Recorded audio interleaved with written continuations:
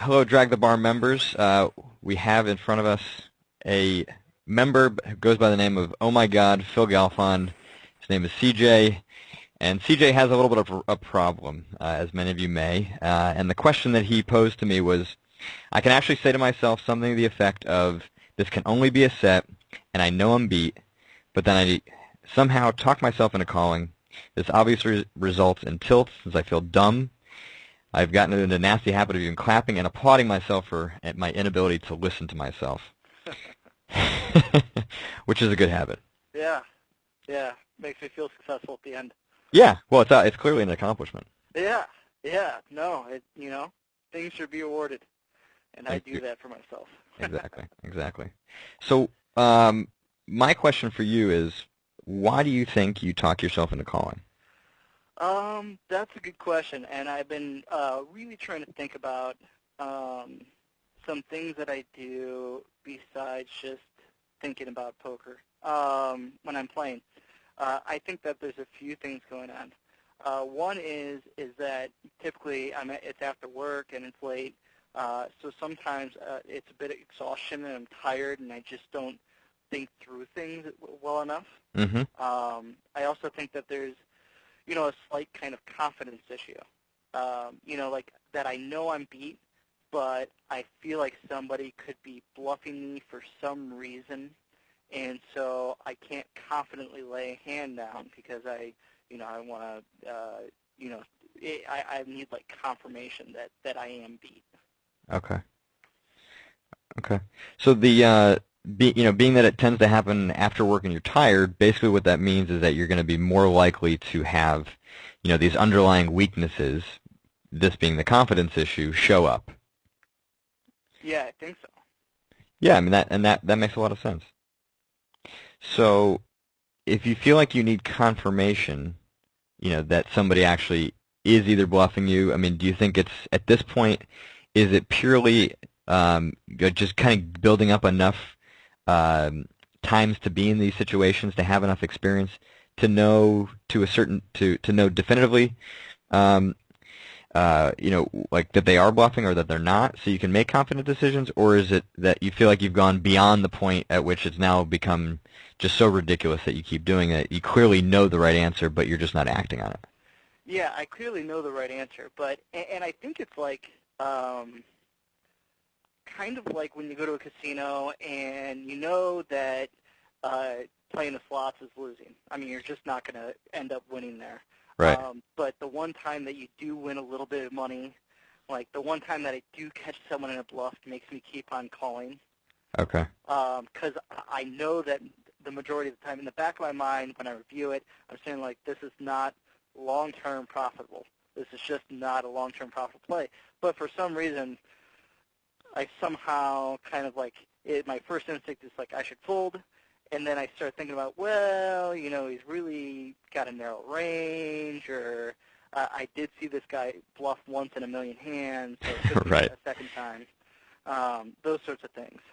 So it's like you're trying to talk yourself into the gamble. Yeah, right. Okay. Okay. So this may not be recent. I mean, clearly you've got some skill here, so it may be just something that's old. Like, what do you think is attractive about gambling for you? Or, like, what is it about that makes you want to do it? Yeah, I don't know. I think typically the more tired I am, the more, I guess, gamble I have. Okay. Um, But remember, that's only going to expose a weakness. It's not going to create it. what's that mean? Being tired?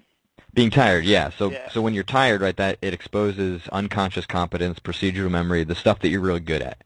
You're still Hmm. good at wanting to gamble. Yeah. So being tired just basically exposes that, kind of brings it to the forefront. Right. Yeah. Yeah. I'm not. I guess I'm not typically. I don't know exactly sure. I guess there's tiredness, or if like people are catching hands a lot, they start check raising a lot. I'm going to start calling a lot more. Um, So you they're know, catching cards and you're not. Yeah, yeah, and it could go a long session of like people catching a lot of cards, and I'm just gonna start becoming a payoff wizard. Okay. So you're losing a little bit, or you're just not earning what you think you should deserve. Yeah, yeah. My thought process, instead of starting to think about what they could be possibly representing, just becomes no way they can have it again. Okay. Okay. Okay. So, I mean, in hearing yourself say all this, what do you think is the way to take a step forward here and correct the problem? You know, some things that I've been doing that I haven't done in the past is I will not play more than 3 hours at one particular time now. Okay. It's just not going to happen. And if it's during the weekday when I'm working, obviously I'm only going to play 3 hours and that's it. I'm not going to play, 3 hours and take a break and play 3 hours more later. So you're protecting your ass. What's that? Protecting your ass. Yeah, yeah. Yeah, and that helps with being tired and all that stuff. And Yep. I'm also trying to teach myself when people are catching a lot of hands, when people are, sucking out of me, to just quit for that day. I really want to get some hands in. I really want to get, at least the VPP points and stars. But I'm trying to change my priorities to make sure that I'm really mindful about the game when I'm playing. Okay. So, I mean, basically you're looking for a solution to sustaining a little bit of a bad run within a session. Yeah, I guess the biggest solutions for me would be to be able to increase, patience, I guess, maybe. Like when people are getting good hands, to have a little bit more stamina and not have to quit. Yes. And also to, I guess, maybe mental workouts to be able to play after work a little bit longer, or I guess discipline maybe. Also would be another problem of mine. Okay. I think those 3 problems are the biggest problems I have. Okay. So it's a little bit counterintuitive, but one of the pieces to this puzzle, and I agree with many of the things you've mentioned so far, one of the pieces of this puzzle is actually continuing to build your knowledge base about variance. So generally, you know it pretty damn well. You can distinguish when somebody's getting lucky and when they're not, when you're running well, when you're not. But at moments when you're weaker, right, when you're tired, and you're under pressure of a bad run, that knowledge seems to go away a little bit, and it becomes harder to know, that they are actually just running well, and they can have it again. And I need to continue to make a good decision. So one of the things I'd recommend here is just generally, not just after this happens, but generally, start taking notes about like how you're able to distinguish your skill from variance, how you're able to distinguish some of the subtleties, the things that are not always as obvious. Even if you can't determine them to 100%, just that building up that muscle is going to make it easier when you get into these moments to make a skill-based decision rather than a variance-based decision. Okay. Okay.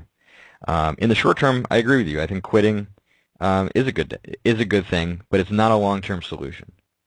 Like the long-term solution is going to come in part from building up this knowledge of variance. All right. Okay.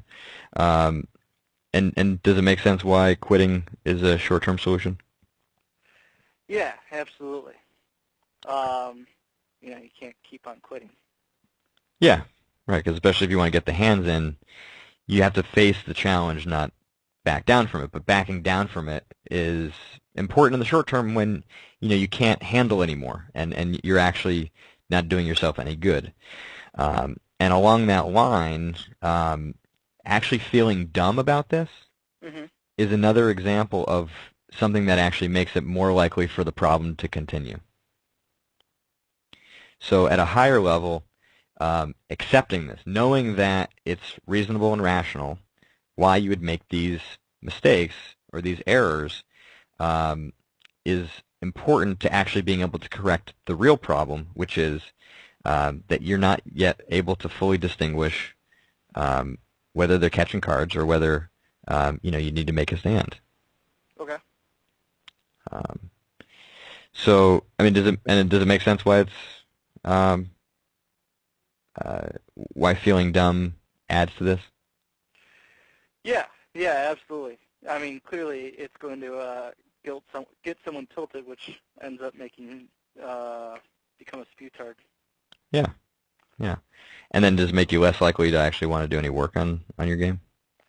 Yeah, yeah, and it ends up being like very difficult to review when you're trying to figure out why it was rational.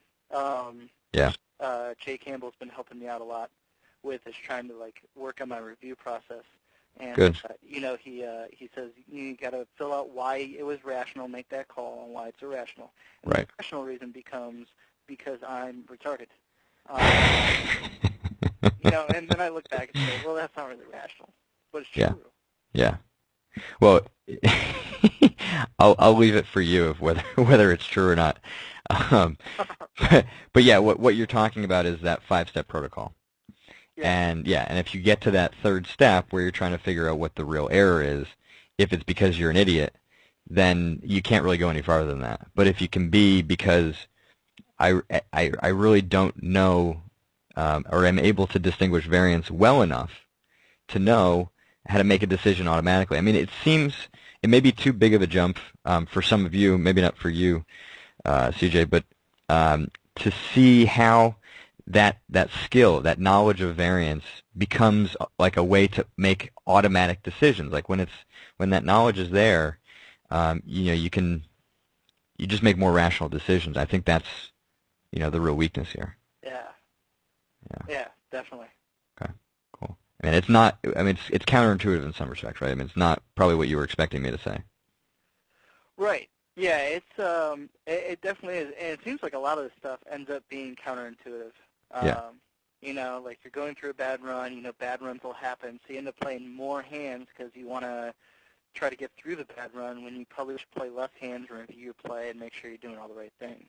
Yeah, but then once you review your play and know that you're doing the right things, and have a stronger sense of your own skill, have a stronger sense of variance, then you can play through the bad run, far more easily, without the emotion, getting so high because it never actually even gets high. You know what's going on. Part of a lot of the emotion is not knowing what the hell is going on. Yeah, right. It increases confidence, takes away stupidity. Exactly. All those things. Exactly. Yes. Skill takes away stupidity. I agree. Cool. All right, man. Does that satisfy it for now? You feel like you're pretty solid? Yeah, I think so. All right. Cool. Definitely some things to work on. Cool. Well, go forth and prosper. Awesome. Thanks, All right. Jared. All right. Welcome, CJ. All right.